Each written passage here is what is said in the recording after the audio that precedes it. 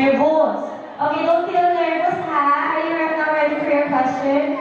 Yes. Okay, pick one for Teacher Shami.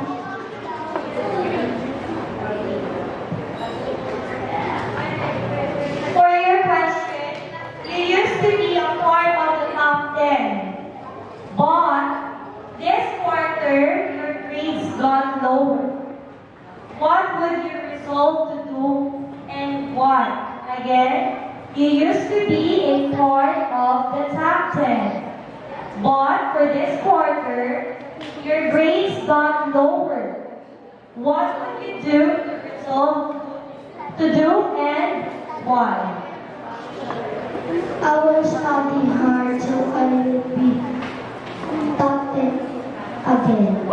Okay, very good. So really, you have to study hard again so that you will also again have the chance to be part